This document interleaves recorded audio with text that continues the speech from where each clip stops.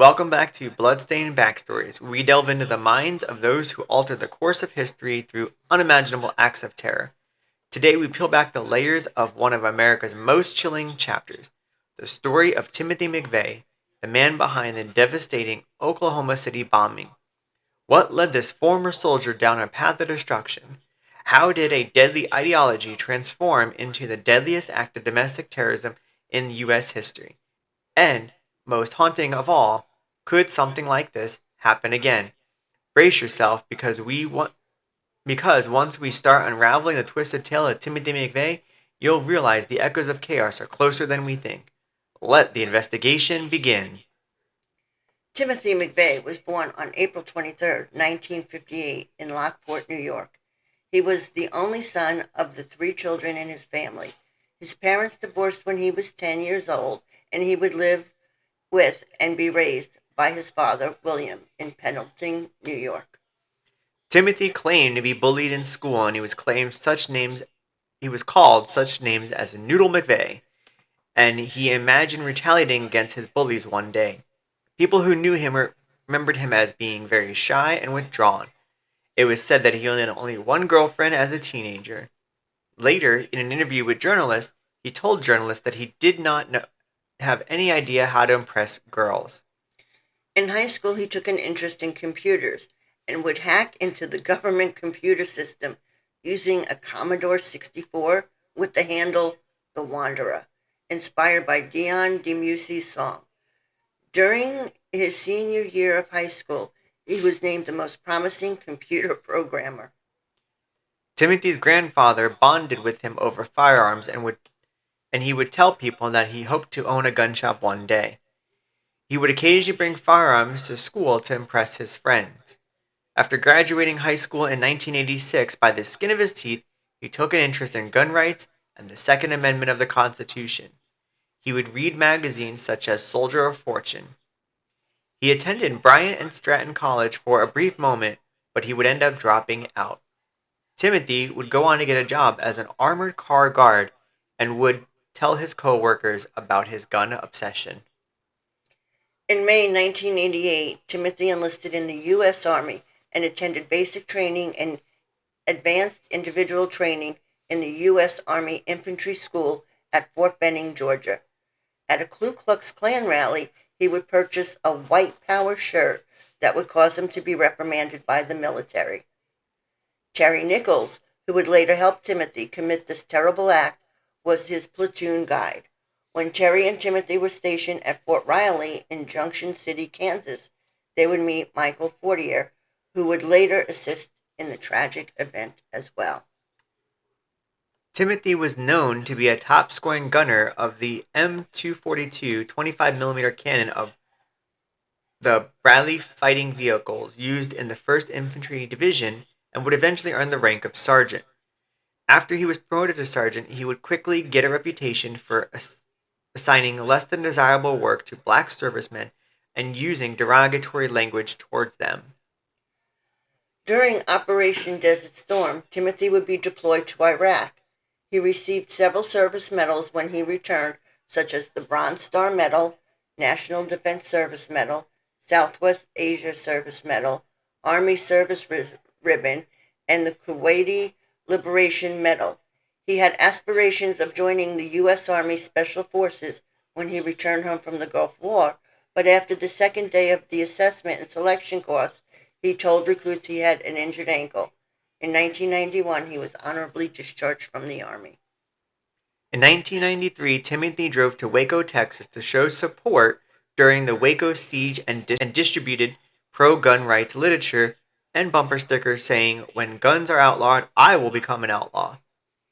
After the Waco siege, he would work at a gun show and he would give out cards with the name of and address of Lou Horani, an FBI sniper, in hopes that somebody in the Patriot movement would assassinate the sharpshooters.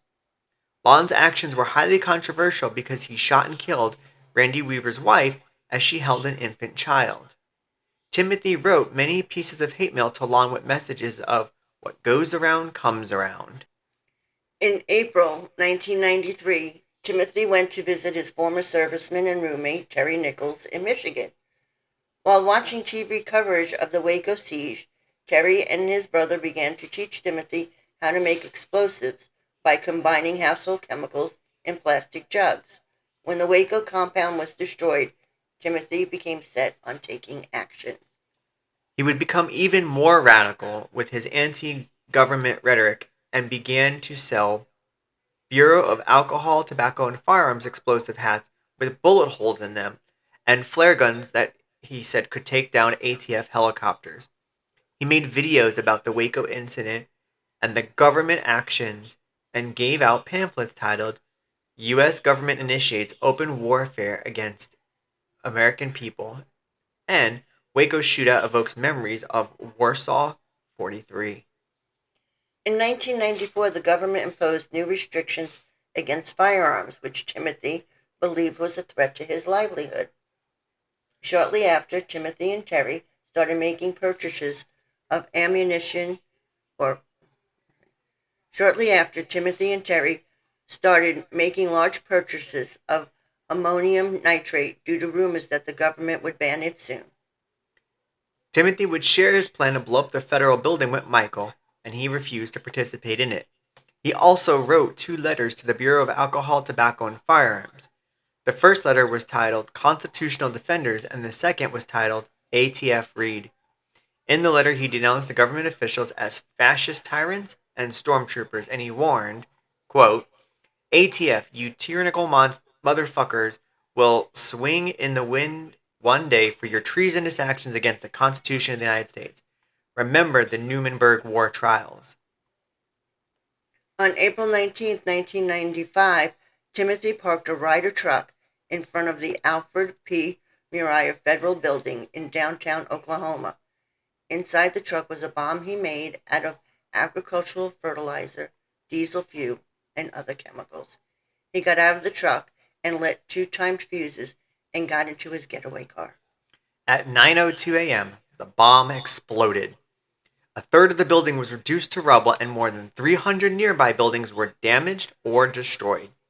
168 people were dead, and of those, 19 were children from the second-floor daycare center. 684 more people were left injured. Timothy would later say that he did not know there was a daycare on the second floor, and if he did, he might have chosen a different target. However, Michael said that he and Timothy did know about it and that he did not care. In 2000, during an interview with Ed Bradley for 60 Minutes, Ed asked him for his reaction to the deaths of the children, and he said, quote, I thought it was terrible that there were children in the building. 2 years prior, there was a bombing at the World Trade Center in New York. Many assumed this attack was the work of Middle Eastern terrorists. The FBI quickly began supporting the rescue efforts and started their investigation.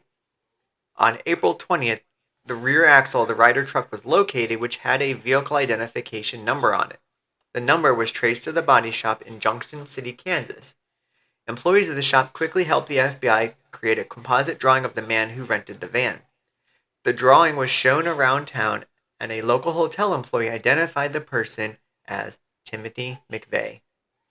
On April 21st, when investigators called the Bureau's Criminal Justice Information Services Division in West Virginia, a surprising discovery was made. Timothy was already in jail. He was pulled over 80 miles north of Oklahoma City by an Oklahoma State Trooper, Charles Day Hangaron, on Interstate 35, 90 minutes after the bombing took place by having a missing license plate. He also had a concealed weapon. FBI agents found traces of chemicals used in the bombing on Timothy's clothes and a business card which had TNT at $5 a stick, we need more, written on it. They quickly learned about Timothy's extremist ideologies and his anger over the events at Waco 2 years earlier. They also discovered that Timothy did not act alone. He had 2 accomplices, Terry Nichols, who helped him build the bomb, and Michael Fortier, who was aware of the bombing. Throughout the investigation, the FBI had interviewed more than 28,000 people, followed up on 43,000 leads, and collected 3.5 tons of evidence. On August 10th, 1995, Timothy was indicted on 11 federal counts, including conspiracy to use a weapon of mass destruction, destruction with the use of explosive, and 8 counts of first-degree murder for the deaths of law enforcement officers. They could not bring charges for the remaining 168 deaths because they did not fall under the federal jurisdiction. They were the jurisdiction of the state of Oklahoma. Terry Nichols was sentenced to life for his participation in the bombing. Michael Fortier agreed to testify against Timothy and Terry in exchange for a reduced sentence, and he was sentenced to 12 years in prison and fined $75,000, failing to warn authorities of the bombing. On February 20th, 1996, the court granted a change of venue and transferred the case to the district court in Denver to be presided over by District Judge Richard Paul Masch. On June 2, 1997, he was found guilty of all counts and sentenced to death. Since he was sentenced to death, the Oklahoma court did not feel the need to file any additional charges against Timothy. At USP Florence, ADMAX, Timothy and Nichols were housed in what was called Bombers Row because other bombers such as Ted Kaczynski, Louis Philippe, and Ramiz Youssef were all housed there too. In 1990, he was transferred to USP Terre Haute in Terre Haute, Indiana. On November 21st, 1997, President Bill Clinton signed S-923, special legislation introduced by Senator Arlen Specter to bar veterans convicted of capital crimes from being buried at military cemeteries.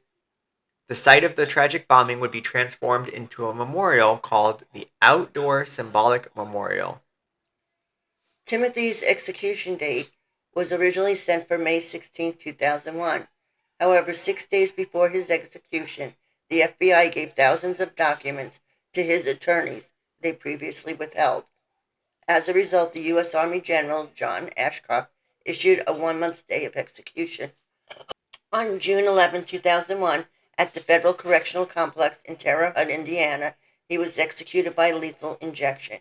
He requested the execution being nationally televised, and the request was denied.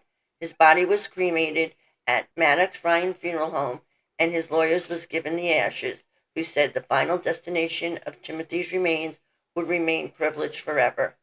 He was the first federal prisoner executed since 1963. On January 20th, 2006, Terry Fortier was released for good behavior and placed into a witness protection program where he was given a new identity.